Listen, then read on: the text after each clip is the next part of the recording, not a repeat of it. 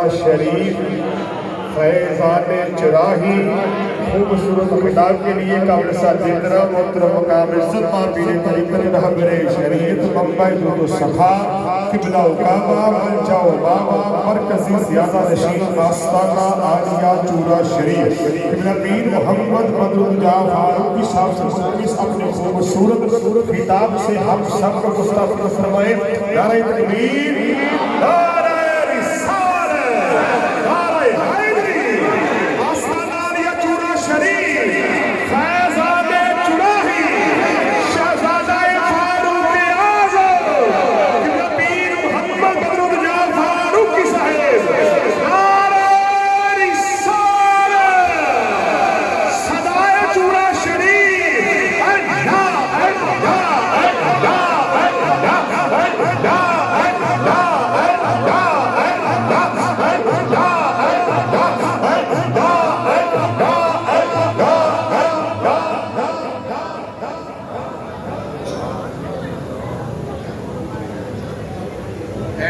سب لوگ بیٹھ جائیں، کوئی انتظامیہ کا بندہ بھی نہ کھڑا رہ سکتا.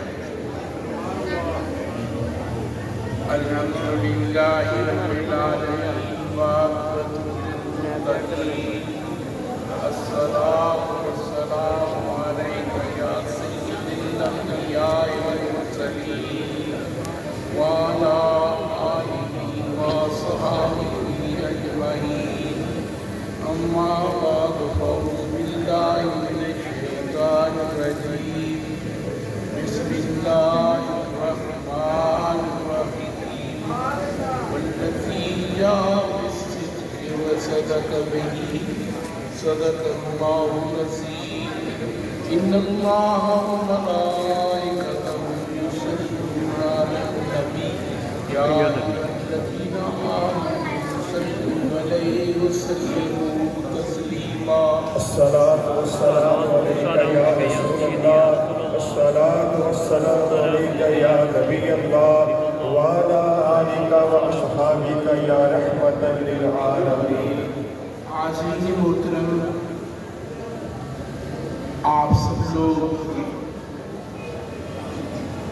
ذکر رسول، ذکر مصطفیٰ، ذکر سید کونین سننے کے لیے اکٹھے ہوئے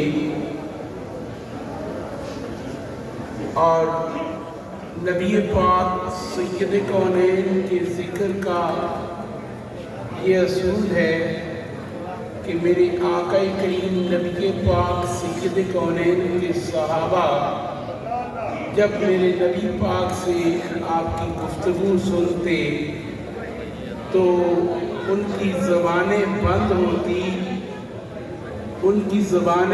ہوتی، سر رکے ہوئے ہوتے، ایسے لگتا جیسے پرندے سروں پہ بیٹھے ہیں، اگر یہ بولیں گے تو اڑ جائیں گے.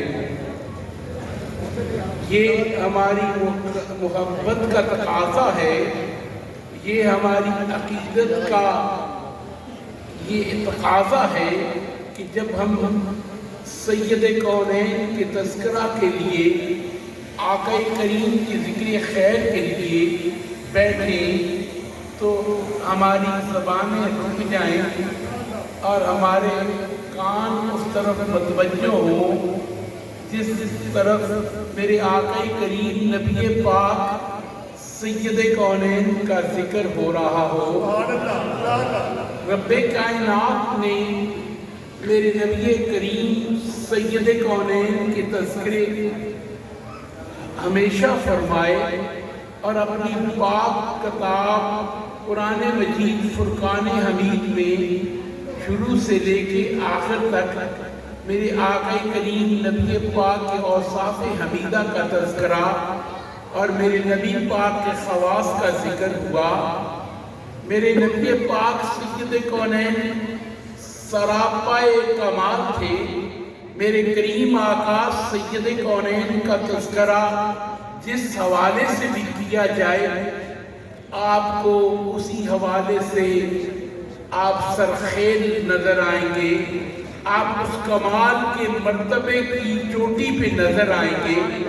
یہ میرے کریم آقا کا تذکرہ ہے، میرے نبی پاک کا اخلاق، میرے آقا کریم کا حسن معاملات، میرے آقا کریم نبی پاک کی کائنات میں بحیثیت ایک بات ہونے کے کمال کی وہ شفقت، میرے نبی پاک سید کونین کی اذیتیں برداشت کرنے کا وہ صبر، میرے کریم آقا سید کونین مدنی تاجدار کی صداقت کے وہ خوبصورت پھول، میرے آقا کریم زندگی کی خوبصورت وہ راستہ جس کے بارے میں رب لم یزل خود فرماتا ہے کہ بے شک تمہارے لیے میرے حبیب کی زندگی، میرے محبوب کی زندگی، میرے مدنی مٹن منٹھار کی زندگی ایک پچھلے راہ ہے، میرے نبی کی زندگی کا جس طرح سے بھی تم ذکر کرو گے، میرے نبی پاک کا جیسے بھی تم جائزہ لو گے، تمہیں ہدایت ہی ہدایت ملے گی، تمہیں نور ہی نور ملے گا، تمہیں دنیا میں وہی راستہ ملے گا جو ہدایت کا راستہ ہے۔ دوستان گرامی، میرے کریم آقا کی زندگی کا کوئی پہلو تاریخ پہلو نہیں ہے، کسی پہلو کے بارے میں ہم یہ نہیں کہہ سکتے کہ یہ پہلو آپ رہنے دیں، بلکہ جب میرے آقا شیب ابی طالب میں قید تھے تو وہ زمانہ لے لو، یا میرے آقا کیا وہ بچپن کا وہ زمانہ لے لو جب آپ کی والدہ مائدہ بھی چلی گئی، آپ کے دادا حضرت عبد المطلب بھی اس دنیا سے چلے گئے، وہ جنہیں دنیا کی یتیموں کے سروں پہ شفقت کا ہاتھ رکھنا تھا، دنیا کائنات میں وہ یتیم ہو کے اس کائنات میں جلوہ افروز ہو گئے۔ دوستان گرامی، یہ میرے نبی پاک سید کونین کی زندگی کا ایک مختصر سا جائزہ ہے۔ میرے آقا کریم نبی پاک سید کونین کے تمام کمال وراء ورا ہے۔ اسی لیے حضرت بی بی عائشہ سے صحابہ نے عرض کی کہ حضور آپ بتا دیجئے، آپ مومنوں کی ماں ہیں، آپ مفسر قرآن ہیں، آپ بتا دیجئے کہ ہمارے نبی کے اخلاق کیسے تھے۔ میری مومنوں کی ماں نے فرمایا کہ اے مومنوں، کیا تم نے قرآن نہیں پڑھا؟ قرآن میں جو اخلاق کے بارے میں خلق عظیم کا ذکر ہے تو وہ میرے آقا سید کونین کا ذکر ہے نا۔ یہی وہ خلق عظیم تھا جس میں اپنوں کو تو اپنے تھے، پرائیوں کے بھی دل مول لیے تھے۔ یہی وہ میرے آقا کریم نبی پاک سید کونین کی شفقتوں کا انداز تھا کہ جب اعرابی آتے اور وہ آتے تو اس لیے تھے کہ آپ کی زندگی کے بارے میں، آپ کے اخلاق اور آپ کے کردار کے بارے میں دیکھیں، لیکن میرے آقا کریم کے اخلاق حسنہ سے متاثر ہو کے وہ مشرف با اسلام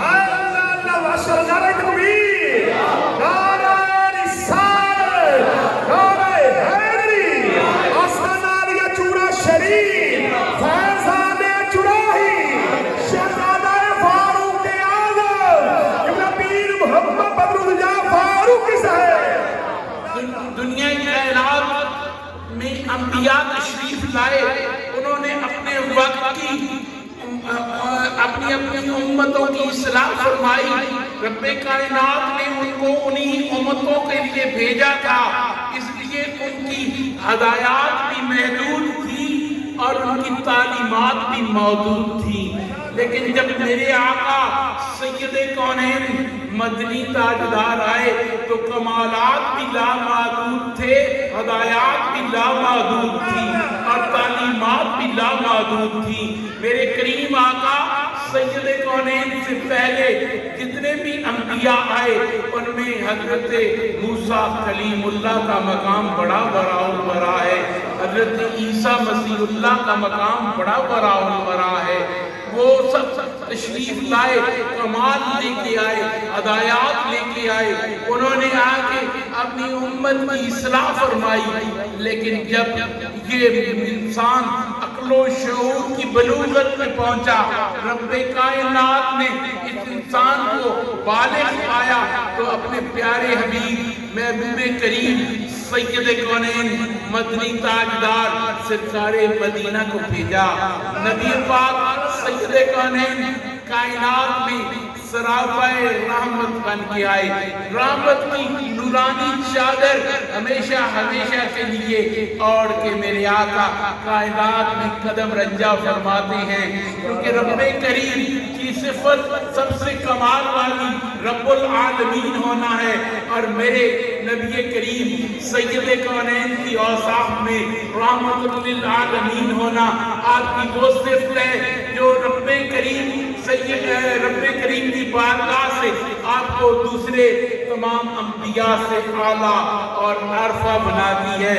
میرے آقا سید کونین کی رحمتوں کا انداز کہ میرے قریب آقا سید کونین وہ جدھر بھی گئے کرم ہی کرتے گئے۔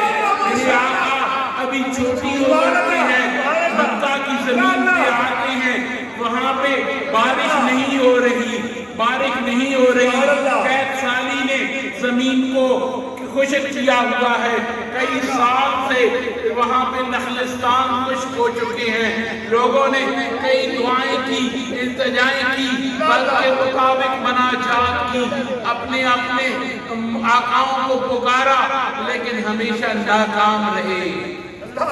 ایک دن سب بیٹھتے ہیں، ان کی اہل دانش کی میٹنگ ہوتی ہے، وہ اہل خرد بیٹھ کے کہتے ہیں کہ ارے بھلے لوگوں، تم نے سب کچھ کیا، کیا تمہیں معلوم نہیں کہ متولی کعبہ بھی تمہارے پاس موجود ہے؟ کیوں نہ ہم اس معزز ہستی کے پاس چلے جائیں اور ان کے پاس جا کے ان کی بات التماس کریں، عرض کریں، گزارش کریں کہ ہمارے لیے دعا کریں۔ نعرہ تکبیر، نعرہ رسالت، نعرہ حیدری، آستانہ عالیہ چورا شریف، فیضان جراحی، شہزادہ فاروق اعظم، نبی محمد بدرالجا فاروقی صاحب، نعرہ رسالت۔ اہل دانش و اہل علم کی وہ شورا اکٹھی اسی طرح حضرت ابو طالب کے پاس آ کے التماس کی کہ حضور مناجات کیجئے، اپنے رب سے عرض کیجئے کہ اس پیاسی کھیتیوں کو، اس پیاسی زمین کو سیراب فرما دیں۔ دوستان گرامی، حضرت ابو طالب ان کے ساتھ چل دیے، لیکن اکیلے نہ چلے تھے، ایک شخصیت کو ساتھ لے کے چلے، ایک شخصیت کو ساتھ لے کے چلے۔ اس شخصیت کے بارے میں اس وقت تک کوئی نہیں جانتا تھا، نہ ہی انہیں کوئی پہچانتا تھا، نہ ہی کوئی ان کی عظمت کا واقف تھا، نہ ان کے کمال کا واقف تھا، نہ ہی ان کی متبات ہونے کے حوالے سے کسی کے شعور اور فہم و فراست میں کوئی بات اس وقت تک موجود تھی۔ اس وقت جس ہستی کو لے کے وہ چلے، وہ میرے نبی پاک سید العراق مقبول تاجدار سرکار مدینہ حضرت محمد مصطفیٰ صلی اللہ علیہ وآلہ وسلم کی وہ ہستی تھی جن کی ابھی عمر چھوٹی تھی، لیکن یاد رکھو کہ ابو طالب انہیں لے کے چلے تھے، مناجات کے لیے جا رہے تھے۔ بیٹے تو ان کے اور بھی تھے، اپنے بھی تھے، لیکن اور کسی کو ساتھ نہ لیا۔ ساتھ لیا تو کس نے لیا؟ نبی کریم سید کونین کو ساتھ لیا۔ اس نے معلوم ہوا کہ ابو طالب جانتے تھے کہ رب کائنات اگر میری مناجات کو قبول کرے گا تو کسی اسی ہستی کے توسط سے قبول کرے گا۔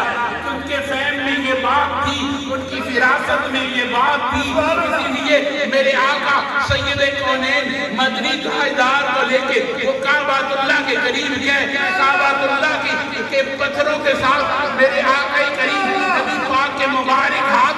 اور کہا اے رب کائنات آج میں اس ہستی کو تیرا وسیلہ بنا کے پیش کرتا ہوں اور ملتمس کرتا ہوں کہ مکہ کے پیاسے لوگوں کی پیاسی کھیتیوں کو اور پیاسے انسانوں اور پیاسے جانوروں کو اپنی رحمت کی باران سے سیراب فرما دے۔ دوستان گرامی ابھی مناجات ہو رہی تھی، مناجات مکمل نہیں ہوئی تھی، ابھی مناجات مکمل نہیں ہوئی تھی کہ ادھر سے اوپر سے رحمت کی باران برسنی شروع ہو گئی۔ دوستو یاد رکھو ہم اس نبی کے پیروکار ہیں جو ابھی بچپن میں ہو اس کا وسیلہ ابو طالب لے کے اور رائے الہی میں پیش کرے تو رب رحمتوں کی باران کہتا ہے وہ نبی کسی اور کا ہوگا، وہ نبی کسی اور کا ہوگا جو مکھی کا پر نہیں بنا سکتا۔ ہمارا نبی کائنات کی کائنات دنیا کے مقدروں کو سنوار سکتا ہے، ہمارا نبی کائنات کی انسانوں کی زندگیوں کو تبدیل کر سکتا ہے۔ اسی لیے درویش لاہوری نے جب پہلی دفعہ وہ انگلستان کے سفر پہ چلا، بحر العرب سے گزر رہا تھا، اپنے جہاز میں بیٹھے ہوئے مدینہ کی طرف رخ کیا اور میرے آقا کریم کی بارگاہ میں سلام پیش کرتے ہوئے اس نے عرض کی تھی اے حجاز کی زمین تو کتنی بیکار اور سرلاخ تھی، تجھے دنیا کائنات کے معماروں نے تو ترک کر دیا، نہ جانے عرب کے اس یتیم بچے نے تجھ پہ آ کے کیا فسوق کا کیا دم کیا، دنیا کی تہذیبوں کا تو مرکز باسی تو شان مصطفیٰ آرائے حیدری انسانیہ جورے شریف حیزاد جراحی شہزادہ فاروق اعظم۔ دوستان گھرانی میرے آقا سید کونین مدنی تاجدار کی اپنے رب کی بارگاہ میں قبولیت اور اپنے رب کی بارگاہ میں آپ کی وسیلہ پاک سے مانگی جانے والی دعائیں تو ہم ہر دور میں آپ کے سامنے ہیں کہ میرے آقا کریم نبی پاک صاحب اولاد کے صحابہ میں حضرت اسماء جو حضرت ابو بکر کی بیٹی ہیں ان کے پاس تبرک میں ایک جبہ آیا جو میرے کریم آقا زیب تن فرماتے تھے۔ اس کے بعد حضرت بی بی عائشہ نے وہ تبرک اپنی بہن کو دے دیا، بڑی بہن کو دے دیا، وہ ہمیشہ اس سے اپنے پاس رکھتی۔ مدینہ میں جو بیمار ہوتا وہ ان کے سامنے گزارش کرتا، وہ اسے کہتی پانی لے آؤ، وہ پانی لے کے آتے اور میرے آقا کریم نبی پاک سید کونین کی یہ صحابیہ ایسے کرتی، اس جبہ مبارک کو برتن میں رکھتی، اس کے اوپر پانی ڈالتی، وہ پانی اس کے ریشوں میں سے گزرتا اور نیچے اکٹھا ہو جاتا، وہ جا کے مریض کو اس کے پلا دیتے، مریض سے احتیاط ہو جاتا۔ یہ وسیلہ ہے میرے آقا سید کونین مدنی تاجدار کا اگر کسی جبے کے ساتھ مسمت کر جائے وہ دنیا کائنات کے انسانوں کے لیے شفا کا ذریعہ بن جاتا ہے۔ دوستان گرامی میرے آقا کریم نبی پاک صاحب اللہ تشریف فرما تھے، میرے آقا کے صحابی آپ کے پاس بیٹھے تھے، رات کی تاریکی بڑھ گئی، انہوں نے جانا تھا، انہوں نے عرض کی یا رسول اللہ ہمارے پاس روشنی نہیں ہے۔ میرے آقا کریم نبی پاک سید کونین نے کہا کھجور کی ٹینی لے آؤ، کھجور کی ٹینی لے کے آئے۔ میرے کریم آقا سید کونین نے اس پہ کچھ پڑا یا دم کیا یا ہاتھ رکھا، کچھ ایسا ہی کیا، اس میں سے روشنی نکلنی شروع ہو گئی، آپ نے صحابہ کو کہا کہ جاؤ اس روشنی پہ تم اپنے گھروں کو پہنچ جاؤ۔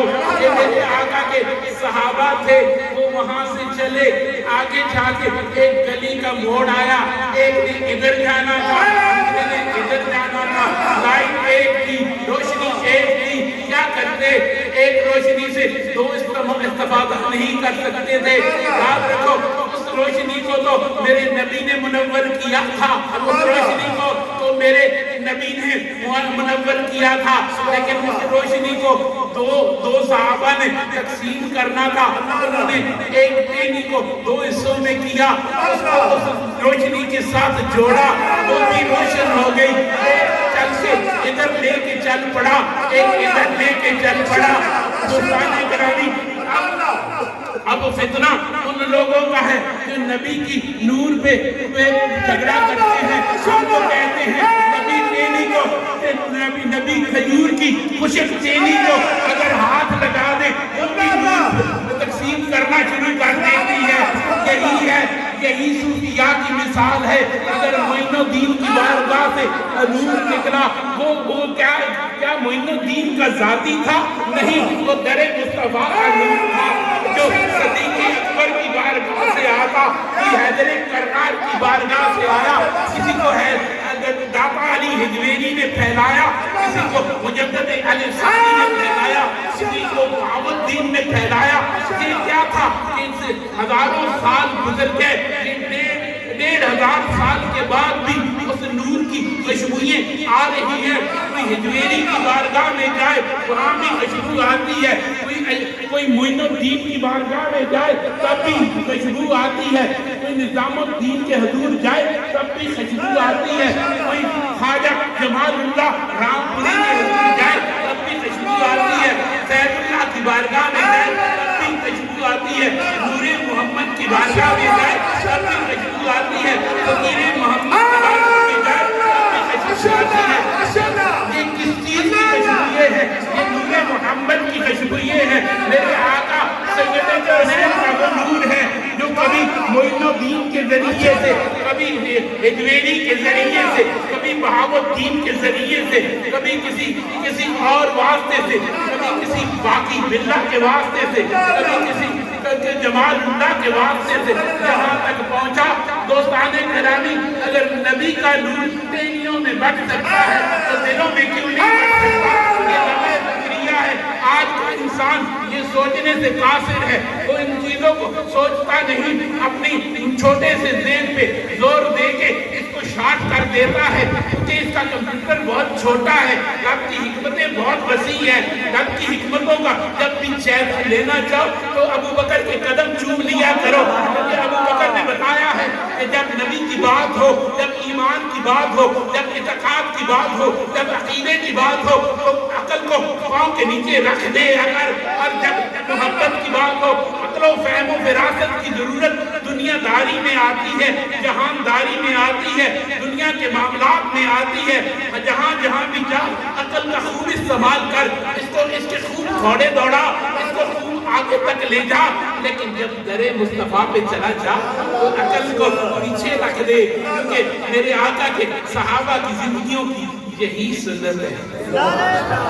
اللہ اکبر یا رسول اللہ،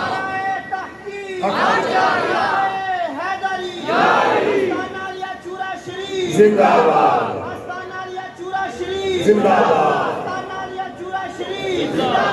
فیضان چراہی، فیضان چراہی، شہزادہ فاروق اعظم قبلہ پیر محمد بدرالدجا فاروقی صاحب، نعرہ رسالت۔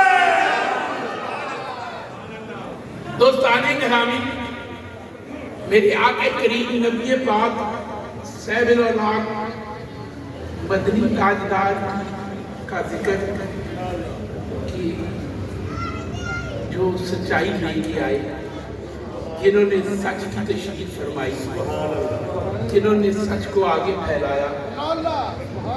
یاد رکھو کہ میرے کریم آقا سید کونین کا وہ وصف جو میرے آقا کی بعثت سے پہلے بھی مشہور تھا، جس خوبی نے مکہ کی زمین پہ محمد رسول اللہ کو سب سے منفرد بنا دیا تھا، جس خصلت نے میرے آقا کریم نبی پاک سید کونین کی عظمت کو ان کے دشمنوں کو ماننے پہ مجبور کر دیا تھا، وہ خوبی وہی خوبی تھی جسے تاجدار صداقت کہتے ہیں۔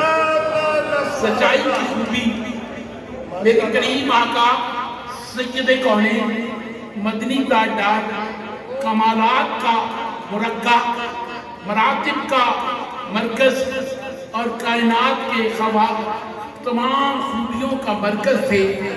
मेरे करीम आका सैयद कौनैन की जो वसफ कायनात में शुरू से आम था वो सादिक और अमीन होना है। माशाअल्लाह, सुभान अल्लाह। इससे मालूम हुआ कि मेरे आका करीम नबी पाक सैयद कौनैन को वो खूबी जो कायनात में हमेशा के लिए दर्जात में मुनफरिद करती है वो आपका सच्चा और आपका अमानतदार होना है। सुभान अल्लाह, सुभान अल्लाह। दोस्ताने करामी, हम जिस माशरे में रहते हैं वहाँ पे हमें मुहासबा करना होगा।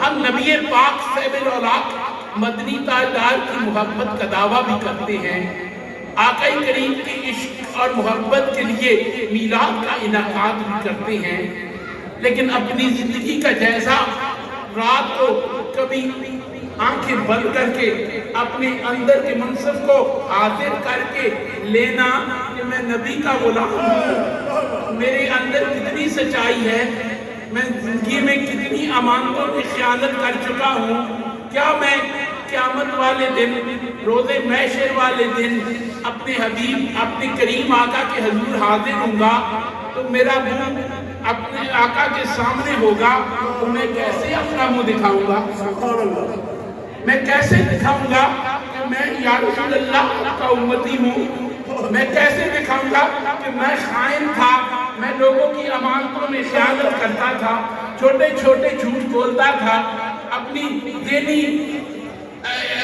फायदे के लिए दुनिया की मनफियत के लिए मैंने आपके इस कमाल को कभी भी नहीं अपनाया।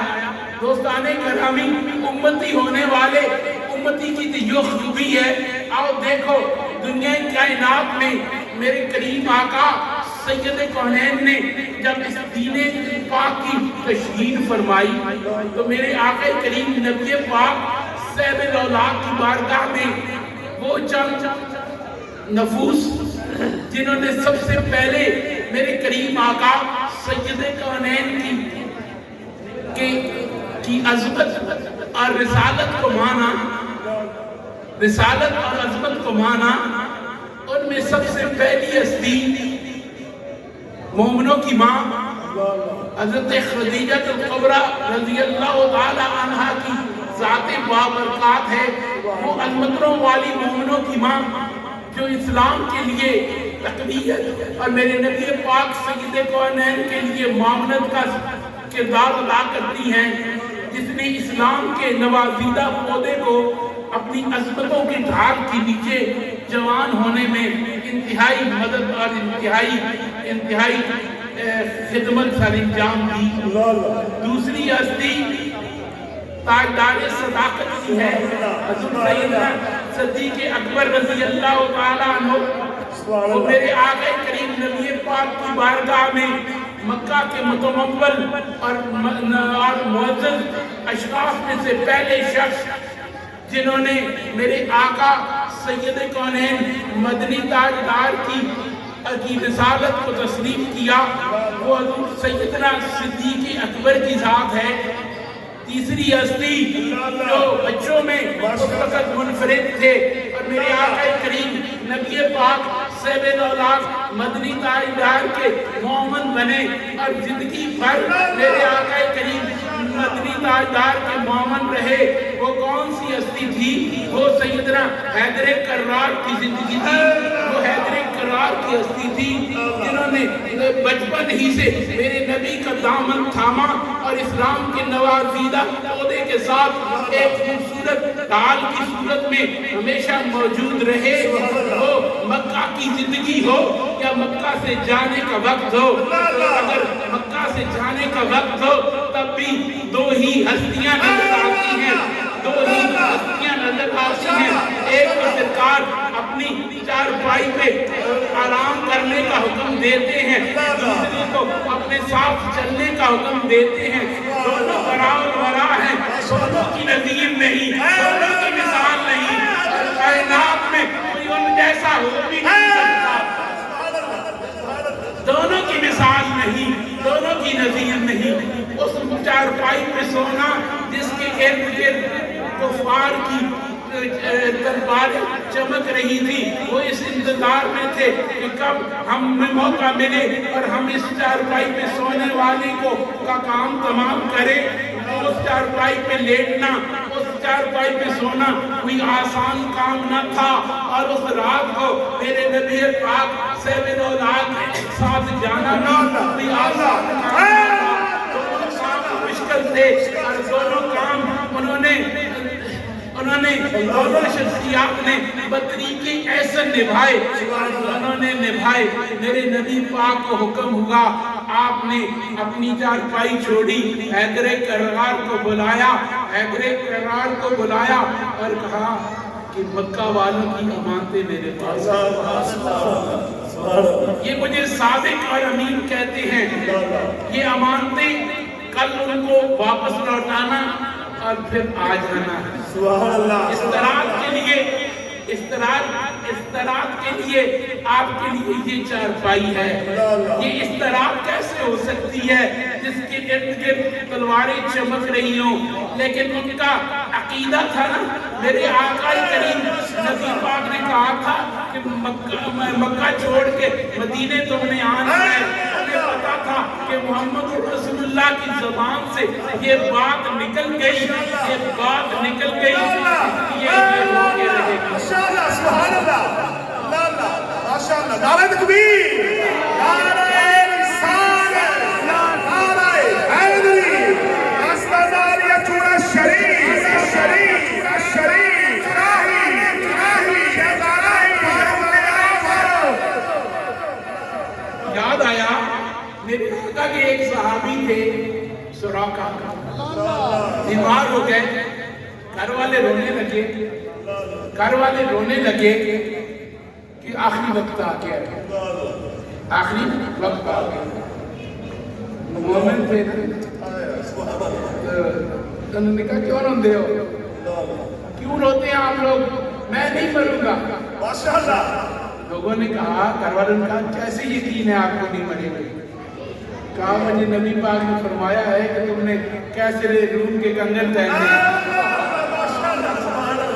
मुझे उस वक्त तक मौत नहीं आएगी, उस वक्त तक मौत नहीं आएगी जब तक वो कंगन नहीं पहने जाएंगे। फतह मक्का से पहले एक मुआहदा हुआ था, हदैबिया था। उसमें ये तय पाया था कि मक्का से कोई दौड़ के आए तो वापस लौटा दो, मदीना से आए तो उसे वापस न किया जाए। अभी मुआहदा हुआ ही था तो मेरे आका के एक गुलाम अबू बसीर बारगाह नबुव्वत में आए। मेरे आका ने ऐद फरमाते हुए उन्हें वापस लौटा दिया। वापस जा रहे थे तो रो रहे थे।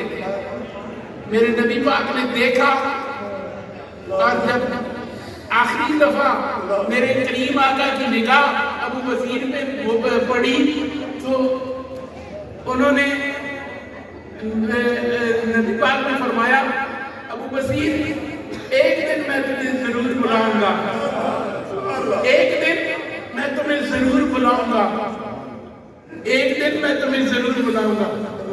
अबू बसीर चल दिए। अगला वाकया जरा तवील है, लेकिन वहां से चले, वहां पे रास्ते में उन्होंने अपने मुआफ़ों का कला कामा किया और वहां से एक खित्ते की तरफ चल दिए जो गैराबाद था। वहां पे डेरा लगा लिया, वहां पे डेरा लगा लिया। वहां पे रोज का मामूल था, खेती बाड़ी करते, अपने लिए कुछ उगाते, मेहनत करते और उसके बाद एक ऊंचे टीले पे जाके बैठ जाते, एक ऊंचे टीले पे जाके बैठ जाते। लोग पूछते अबू बसीर क्या देखते,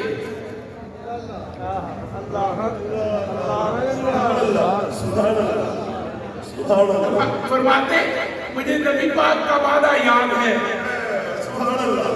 बड़ी उम्मीद है कि एक दिन सरकार कदमों में बुलाए।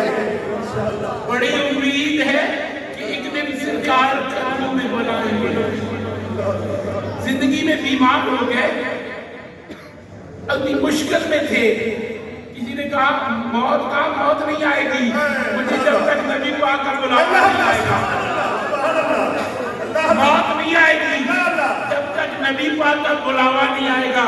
ये सरकार ने वादा किया है कि अबू बसीर मैं तुम्हें बुलाऊंगा। ताकि इतने बीमार हो गए कि वक्त निज़ात आ गया और हर वक्त चारपाई पे बीमार पड़े थे, उठ के देखते इधर क्या हुआ, मदीना तैयबा में कुफार का कासिद आया, उसने आके बताया कि हम ये शिक मंसूख करते हैं कि आप उन लोगों को अपने पास बुला लें जो आपके साथ निकल के बागी होके बाहर चले गए हैं। तो आपने सबसे पहले एक खत लिखा अबू बसीर की, वो खत लेके एक कासिद उस एरिया में पहुंचा, उस हिस्सा में पहुंचा जहाँ पे अबू बसीर आबाद थे। वहां गया तो अबू बसीर बिस्तरे मर्ग पे पड़े थे। उसने आवाज दी किसी ने कि अबू बसीर आंखें खोल, नबी पाक का वक्त आ चुका है।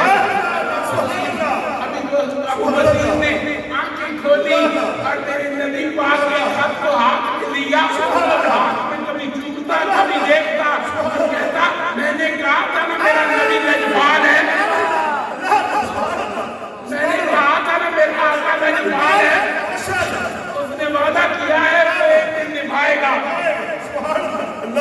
अबू बसीर उसी खत को हाथ में लिया था कि वक्त निज़ा आ गया और वो दाई अजल हो गए, इस दुनिया से रुखसत हो गए। ये मिसालें मेरे नबी पाक के सहाबा की जिंदगियों की थी कि उन्हें जिसने भी उसने जिस वक्त मेरे करीब आका फरमा दे कि ए फलां बिन फलां तू मुझे तुझ पे फलां कर होगा, तो वो इंतजार में रहते थे जब तक ये कुछ ना होगा उस वक्त तक हमें मौत नहीं आएगी। इसलिए हज़रत अली करमुल्लाह वजह करीम को पता था कि अगरचे ये बिस्तर पे सोना मौत को दावत देने के मुतरादिफ है, लेकिन मुझे मौत छू भी नहीं सकती क्योंकि मैं असार किसमें हूँ, उस पाक ज़बान के असार में आ चुका हूँ जो नविश्ता तकदीर है। जिस ज़बान से निकले तो सूरज वापस लौट आता है, जिस ज़बान से निकले तो चांद दो टुकड़े हो जाता है, जिस ज़बान से निकले तो जब तक काफिला मक्का में दाखिल ना हो उस वक्त तक सूरज गरूब नहीं होता। ये कौन सी ज़बान है? ये मोहम्मद रसूलुल्लाह की वो ज़बान है जिस ज़बान से निकले तो ज़ालिकल किताबो ला रैब फीह बनता है, जिस ज़बान से निकले तो रब का पाक कुरान बनता है।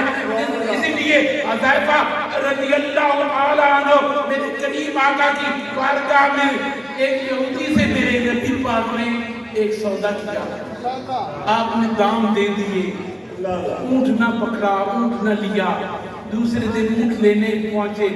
ये यहूदी कौम अजीब कौम होती है, वादे से मुकर जाते थे, अपनी बात से फिर जाते थे।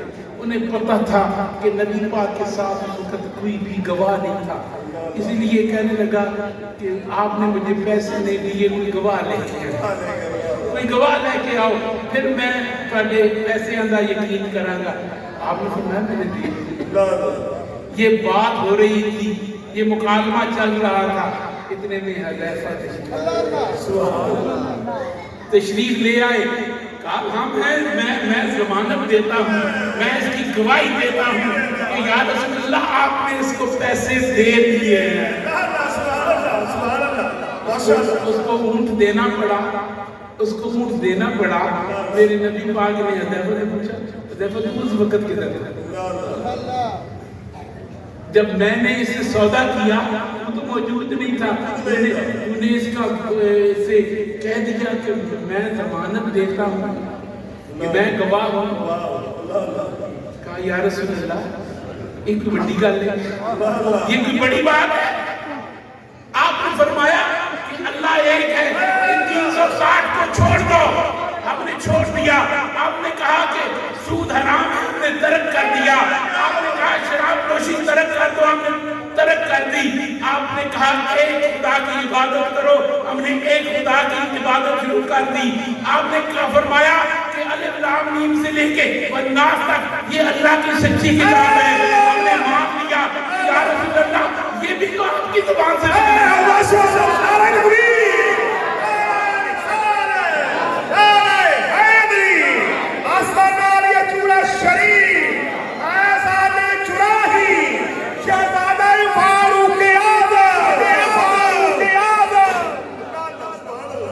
دوستان گرامی, تھوڑا سا ذکر اس عظیم ہستی کا, اس عظیم ہستی کا جن کی وصال کا عشرہ ہے, جن کی وصال کا عشرہ ہے. اور یہی ایک بات نہیں بلکہ کائنات کے انسانوں کی وہ امام ہے, اشاق کے وہ راہبر ہیں, اشاق کے وہ راہبر ہیں, اہل طریقت کے وہ مرشد ہیں. اور نبی پاک کے وہ یادگار ہیں. اور کائنات میں کائنات کے انبیاء کے بعد کسی کا درجہ ہے تو وہ صدیق کا ہے. انبیاء جن کا مرتبہ ہے ان کے خواص کے لحاظ سے, کمال کے لحاظ سے, مراتب کے لحاظ سے, عشق کے لحاظ سے, جنو کے لحاظ سے, کردار کے لحاظ سے ان کی شخصیت برا و برا ہے. اس ہستی کا تذکرہ میرے نبی پاک سید کونین نے معراج کا اعلان فرمایا. اس سے پہلے میرے کریم آقا سید کونین مکہ میں موجود, آپ سفر پہ گئے, حضرت ابوبکر, وہاں پہ ایک خواب آیا کہ آسمان سے چاند ستارے اترے, انہوں نے اپنے سمیٹ لیا, سوچ میں پڑ گئے. اس وقت کے ان لوگوں کے پاس گئے جو اہل دانش تھے, الہامی کتابوں کا علم رکھتے تھے, کہ مجھے آج ایک خواب آئی ہے, اس کا مجھے اس کی تشریح فرمائیں, تعبیر عطا فرمائیں. انہوں نے کہا کہاں سے آئے؟ مکہ سے آیا ہے, قریش سے تعلق ہے, قریش سے تعلق ہے. سر سے پاؤں تک دیکھا, سر سے پاؤں تک دیکھا, پھر اور کچھ نشانیاں دی. کہاں ہماری کتابیں بتاتی ہیں, ہماری کتابیں بتاتی ہیں کہ اللہ کا آخری رسول اسی خطے میں آنے والا ہے, اور اس رسول کے تو معاون و مددگار ہو گئے, اور اس کے معاون و مددگار بھی ہوتی ہے, اس کے پہلے خلیفہ بھی. آج کہنے نے کہ رولا بعد میں پہ گیا, صدیق پہلی خلافت میں ملی, اتحادی کتابوں مجھے پہلے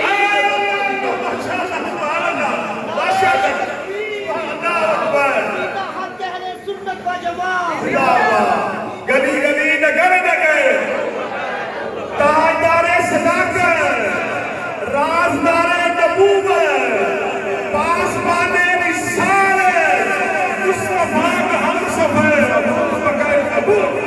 انہوں نے مشورہ دیا آپ اس سفر کو محدود کریں اور مکہ میں تشریف لے جائیں, وہ گھڑی آنے والی ہے.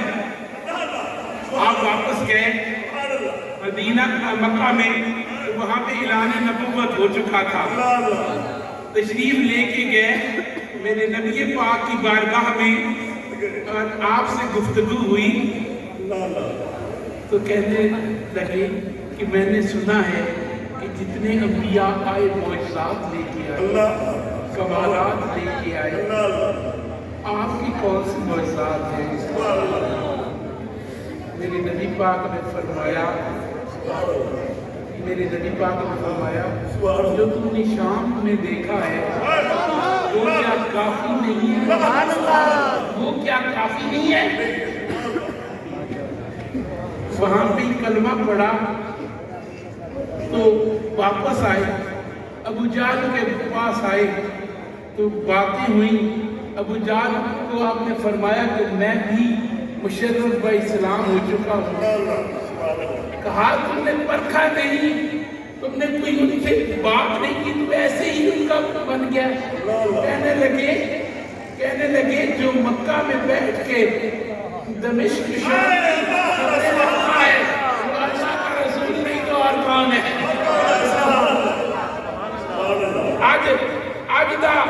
آجدہ خشک اللہ کہتا ہے اللہ دے رسول نو دیوار نے پچھے کا علم نہیں، جبکہ میرے ابو بکر نے دمشق کی خبریں، دمشق میں جو میں نے دیکھا اس کی خبر مکہ میں بیٹھ کے رکھے وہ اللہ کا رسول ہوا کرتا ہے۔ حضرت عباس جب جنگ بدر ہوئی قید ہو گئے، تمام قیدیوں کے لیے یہ طے پایا کہ وہ جزیہ ادا کریں اور واپس چلے جائیں۔ آپ نے کہا چچا آپ بھی جزیہ دیں اور چلے جائیں۔ کہا بیٹا تم جانتے ہو کہ میں عیادار ہوں، میرے بچے ہیں، میرے پاس اتنے پیسے کہاں سے آئے کہ میں آپ کو جزیہ دے سکوں، توان دے سکوں؟ تو آپ مسکرائے۔ نبی پاک نے فرمایا چچا جو تھیلی آتے وقت آپ نے ہماری چچی کو دی تھی کیا وہ آپ کے پیسے نہیں ہیں؟ یہ بات مکہ کی تھی اور حضرت عباس اور ان کی اہلیہ کے علاوہ کوئی نہیں جان رہا تھا۔ انہوں نے آتے ہوئے ایک تھیلی اپنی زوجہ کو دی اور فرمایا اس کو سنبھال کے رکھ لینا، اگر ہو سکتا ہے کہ جنگ میں کوئی وعدہ گھاٹا ہو جائے تو کبھی کام آئے گی۔ تو اس کا اور کوئی اہلی شاید نہیں تھا۔ اللہ کا رسول مدینے میں بیٹھا ہے اور اس کے بارے میں بتا رہا ہے، وہ تھیلی کے بارے میں تمہارا کیا خیال ہے؟ حضرت عباس نے دوسری بات نہیں کی، اسی وقت کلمہ پڑھا اور مشرف با اسلام ہو گئے۔ جس کو مدینہ میں بیٹھ کے مکے کی باتوں کا علم ہو وہ اللہ کا رسول ہوتا ہے، وہ اللہ کا رسول ہوتا ہے، وہ نبی ہوتا ہے۔ دوستان گرامی، یہ وہ میرے آقا کریم نبی پاک کا کمال تھا کہ آپ کو کائنات کی خبریں آپ کے پاس موجود تھی۔ رب کائنات نے پوری کائنات آپ کے لیے مسخر فرما دی تھی۔ آپ کائنات میں جس طرف بھی توجہ فرماتے اسی طرف کی خبر آپ کائنات کی بتا دیتے۔ بلکہ حضرت عمر فاروق فرماتے ہیں کہ ایک دن اللہ کے رسول منبر پہ بیٹھے تھے، انہوں نے ہمیں ان چیزوں کے بارے میں بھی بتایا جو ہو چکی تھی اور ان کے بارے میں بھی بتایا جو ہونے والی تھی۔ دوستان گرامی، یہ بات میرے آقا کریم نبی پاک سید کونین مدنی تاجدار کی زندگی کے متعلق ہے کہ آپ نے وہ بھی کچھ بتا دیا جو قیامت تک ہونے والا ہے۔ دوستان گرامی، اس سے معلوم ہوا کہ میرے آقا کائنات کی خبر فرماتے رکھتے تھے۔ آپ سیدنا صدیق اکبر کو لے کے روانہ ہوئے۔ میرے آقا ساتھ صدیق کبھی دائیں چلتا، کبھی بائیں چلتا، کبھی آگے بھاگتا، کبھی پیچھے ہوتا۔ صدیق کیا معاملہ ہے، کیا ماجرا ہے؟ یا رسول اللہ، جدھر خطرہ دیکھتا ہوں اسی طرف بھاگ جاتا ہوں۔ یا رسول اللہ، جب یہ سفر مکمل ہوا، سور کے کھانے پہ پہنچے، پہاڑ کے نیچے پہننے پہ پہنچے، آپ نے عرض کی یا رسول اللہ، بڑی بڑی سواریاں رب نے آپ کے لیے مسخر فرمائی۔ کبھی براق ملا، کبھی رفرف ملا، کبھی کائنات میں آپ کو قصوہ ملی، کبھی دنیا میں گھوڑے ملے اور کبھی بہترین سواریاں میسر آئیں۔ آج آج صدیق کے کاندھے حاضر ہیں، آج اسی صدیق کو اپنی سواری بنائیے اور میرے آقا کریم حضور سیدنا صدیق اکبر کے کندھوں پہ سوار ہیں اور سور کا سفر ہوتا ہے، وہ سفر جو اتنا سنگلاخ اور مشکل ہے کہ آج کا جوان آدمی اپنا وزن اٹھا کے بھی نہیں چل سکتا۔ صدیق نے اپنے پنجوں پہ سفر کرتے ہوئے آدھا پاؤں زمین پہ ٹیکتے، کھلی نہ ٹیکتے تاکہ پیچھے والوں کو یہ پتہ نہ چلے کہ یہ پاؤں کس کا ہے اور کوئی کدھر جا رہا ہے۔ اور میرے آقا کو کندھوں پہ اٹھایا تھا تو یہ کیا تھا؟ یہ صدیق کا وہ عشق تھا، وہ جنون تھا جو صدیق کو اتنی طاقت جس نے میسر فرمائی کہ صدیق نے نبی پاک کو اٹھا کے غار تک پہنچایا، پھر آپ کو بٹھایا، پھر عرض کی یا رسول اللہ میں غار صاف کر رہا ہوں، صاف کی، جھاڑو دیا، وہاں سے صفائی کی، سوراخوں میں آپ نے اپنے کپڑے پھاڑ پھاڑ کے ان کو بند کیا، سارے سوراخ بند ہو گئے۔ آپ نے عرض کی یا رسول اللہ آپ کے لیے آرام کے لیے جگہ حاضر ہے، تشریف لے آئیں۔ آپ اندر تشریف لے آئے، آپ کے سونا تھا لیکن آج کوئی سرانہ میسر نہیں تھا، آج سرانہ کے لیے میسر تھا تو صدیق کا زانو تھا، صدیق کے زانو پہ میرے قریب آقا نے سر مبارک رکھا اور آپ اس طرح فرمانے لگے، آپ آرام فرماتے رہے اور صدیق میرے نبی پاک کو دیکھتا رہا، صدیق کی منزلیں بلند ہوتی چلی گئی اور میرے آقا کریم کے جلووں کی زیارت اس سے ہوتی رہی۔ میرے آقا کریم نبی پاک سید کونین کو 3 راتیں 3 دن بلا شرکت غیر دیکھنے والا صدیق جب نیچے سے اوپر گیا اور مقام پہ تھا، جب سور سے باہر نکلا اور مقام پہ تھا۔ صدیق جلوہ مصطفیٰ سے اتنا منور ہو گیا کہ اس کا مقام کہاں سے کہاں تک پہنچ گیا۔ یہاں پہ ایک بات بتلائے جاؤں، حضرت باقی باللہ تھے، ایک دن حضرت باقی باللہ کا ایک جانگری آیا، اس نے کہا کہ میرے حضور باقی باللہ راضی ہو گئے تو انہوں نے اس سے کہا مانگ کیا مانگتا ہے؟ تو میرے حضرت باقی باللہ طریقت نقشبندیہ مجددیہ کے پیشوا ہے تو حضرت مجدد علی ثانی کی شیخ کامل ہے، انہوں نے کہا میں بھی باقی باللہ بڑھا دوں آپ نے فرمایا یہ بڑا مشکل کام ہے، سوچو اپنی اوقات کے مطابق بات کرو، آدھے جی تجھے کیسی جو کوئی منگنا ہی منگنا ہے، کیسی جو کچھ مانگنا ہے مانگ لے، اس لیے میں نے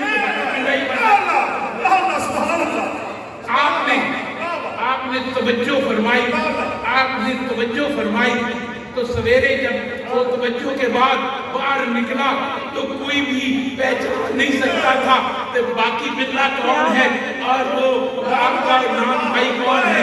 صرف اتنا تھا جو اصل تھے وہ ہوش میں تھے، جو توجہ سے بنا تھا وہ بے ہوش تھا، اسی بے ہوشی میں کئی دن تک زندہ رہا، اس دنیا سے چل بسا۔ تو یاد رکھو اس کا ظرف چھوٹا تھا، زیادہ کچھ پا لیا تو برداشت نہ ہوا۔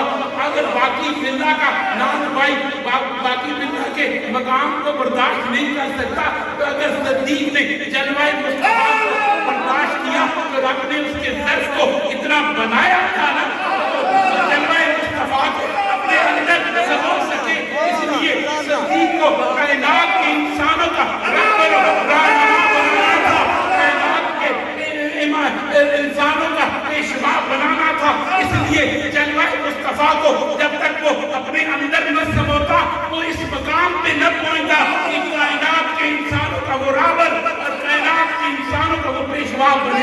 اسی لیے جلوہ مصطفیٰ کو اگر صدیق نے دیکھا تو صدیق اس مقام پہ پہنچ گیا، اس مرتبے پہ پہنچ گیا کہ کائنات کا کوئی انسان صدیق کی مثل نہیں ہو سکتا، کائنات کا کوئی انسان صدیق کے برابر نہیں ہو سکتا، کیونکہ صدیق کو یہ مقام اپنی عبادت سے نہیں ملا، ریاضت سے نہیں ملا، صدیق کو یہ مقام نبی کی نظر سے ملا ہے، نبی کی نظر سے ملا ہے، جلوہ مصطفیٰ سے ملا ہے، اور تیرے آقا کریم کی نگاہ ملا ہے. اسی لیے میرے نبی نے فرمایا سب کے احسانوں کا بدلہ میں نے دے دیا لیکن صدیق کے لیے نہیں دیا. صدیق کے احسانوں کا بدلہ میزان پہ میرا رب دے گا, میرا رب عطا فرمائے گا. ایک اور جگہ فرمایا کہ دنیا کے تمام انسانوں کے اعمال جمع کر لو, ان کو ایک پلڑے میں رکھ لو, دوسرے میں صدیق کے اعمال کو رکھ دو. صدیق کا پلڑا بھاری ہوگا, صدیق کا پلڑا وزنی ہوگا. وہ کس لیے کہ صدیق کو یہ کمال یہ اور کسی وجہ سے نہیں ملا. صدیق عبادتوں میں ریاضتوں میں یہ مقام نہیں پا سکا, بلکہ صدیق جلوہ مصطفیٰ کو اپنے اندر سمو کے اس مقام میں پہنچ چکا.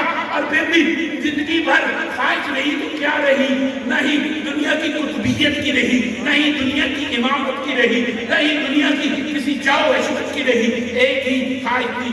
میرے نبی نے پوچھا صدیق کیا چاہتے ہو؟ کہا یا رسول اللہ ایک ہی تمنا ہے, جلوہ مصطفیٰ ہو, صدیق کی آنکھیں ہوں, صدیق کی آنکھیں ہوں اور جلوہ مصطفیٰ ہو, صدیق دیکھتا رہے اور نبی کا جلوہ ہو.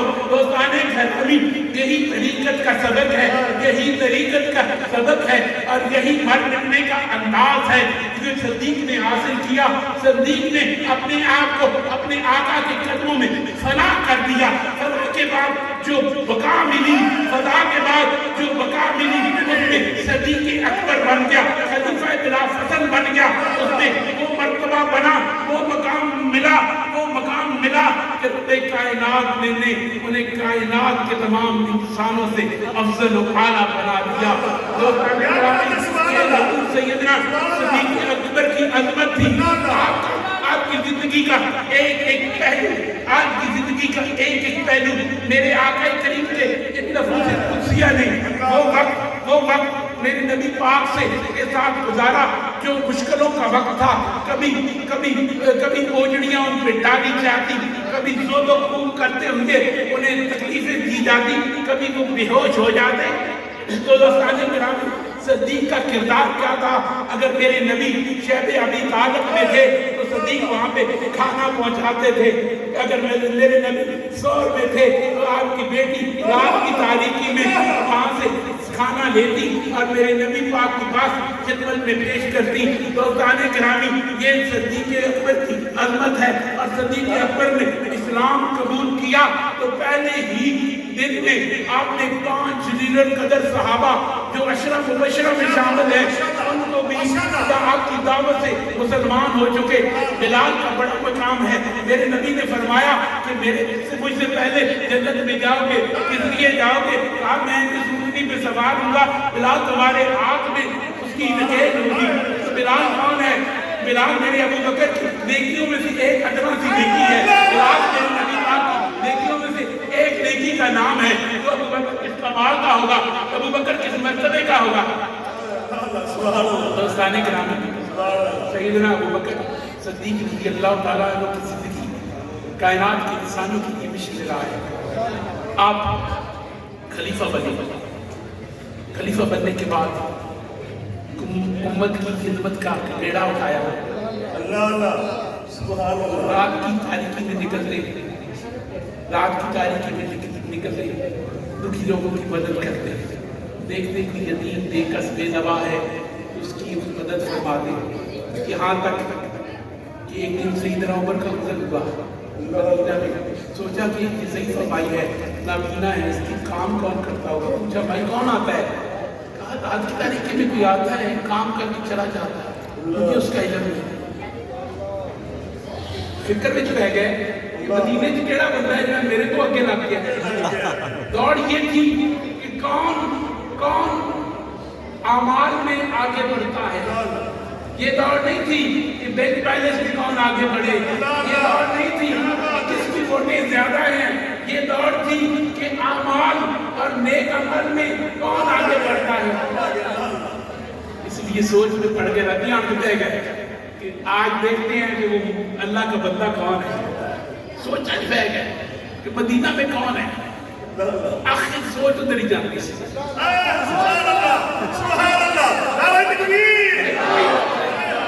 ایک ہی ہے جو آگے بڑھ سکتا ہے, ایک ہی ہے جو آگے بڑھ سکتا ہے. پھر کہتے چلو آج تصدیق تو کرتے راتی آئے صفائی کی برتن دھوتے گھر میں مائی نو روٹی چھوٹی دیتی جان لگے منہ چھوٹے پورا آگے کجیا جان لگے تھے آپ فرمائے نقاب کو گرم مجھے زیادہ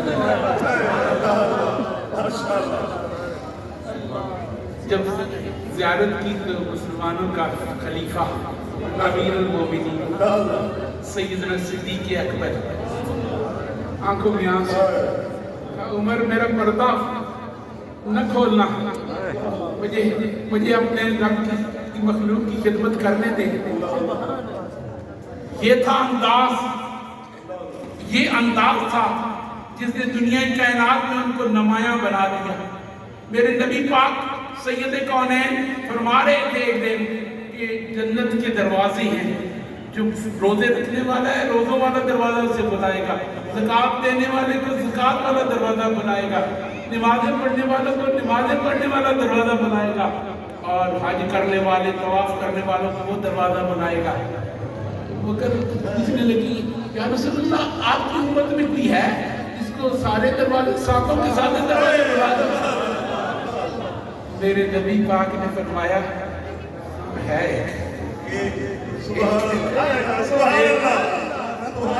ایک ہے یا رسول اللہ اس نصیب کا نام بتا دیں اس کا نام بتا دیں میرے نبی پاک نے مسکرا کے فرمایا وہ ابو بکر ہے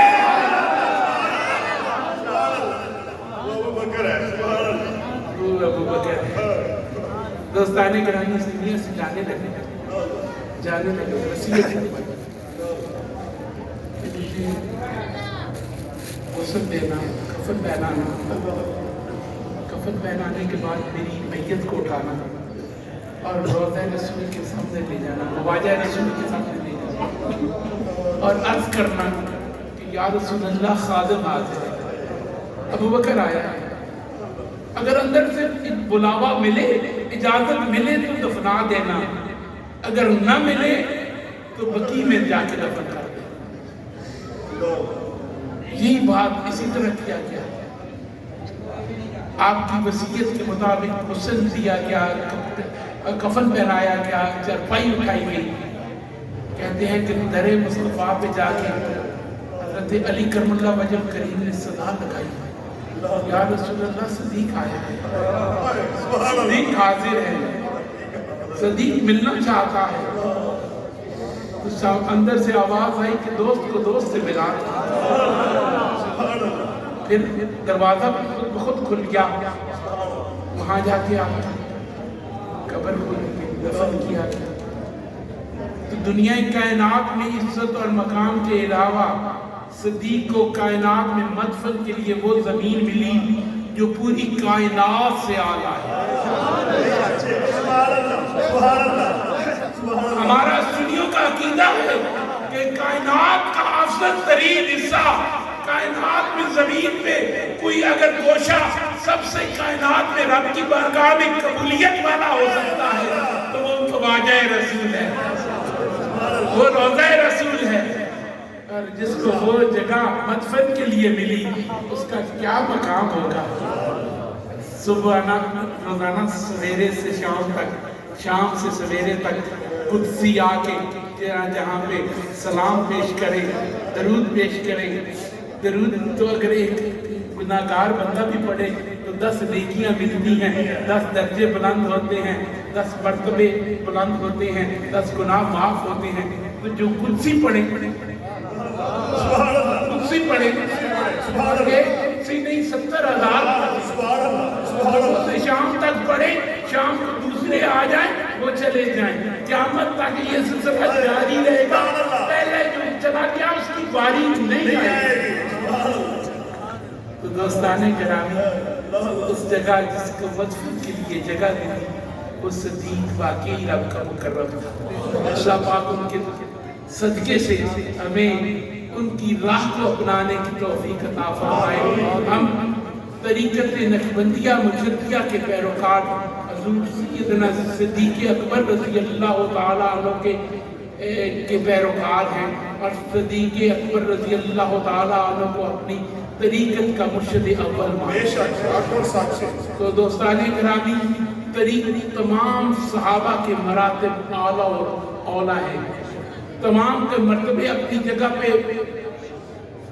مسلم ہیں، لیکن یاد رکھو جو دن صدیق کا ہو اور کسی اور عظمت والے کا تذکرہ شروع کر دیں، اس میں سمجھو کہ بغض صدیق ہے۔ اور جس دن علی کرم اللہ وجہ کریم کا تذکرہ ذکر ہو، اس دن جو صدیق کا تذکرہ شروع کر دیں، سمجھو کہ یہ بھی بغض علی ہے۔ دونوں کی نیتیں ٹھیک نہیں ہیں، گل تو چنگی کرتے ہیں پر نیت ٹھیک نہیں ہے۔ نیت اسی کی ٹھیک ہے کہ یوم صدیق منائے تو صدیق کا تذکرہ کرے، یوم علی منائے تو علی کا تذکرہ کرے۔ یاد رکھو، اگر کسی کے سے سنو، اس دن جس دن 10 محرم الحرام ہو، اس دوسرے صحابہ کا تذکرہ کر رہا ہے، تم سمجھو ایک ٹھنڈو کوڑا ہے، بولتا چنگی پہ ہے، لیکن حقیقت میں تو بھائی مان ہے گیا، اس کی بات قطعاً نہ سنو۔ یہ عقیدے کی بات ہے، یہ طریقت کی محفل ہے۔ طریقت میں ہم اصلاح بھی کرتے ہیں اور بگاڑوں سے بچنے کا طریقہ بھی بتاتے ہیں۔ دنیا کے بہت سارے گرگ اپنے اوپر یہ تسمیاں لے کے بڑی بڑی داڑیاں لٹکا کے، اور ہم جیسے سادے سنیوں کو گمراہ کرنے کے لیے مصروف عمل ہیں، ان سے ہمیشہ بچ کے رہو۔ اللہ پاک تمہیں صالح عمل کی توفیق عطا فرمائے۔ وآخر دعوانا الحمدللہ رب العالمین۔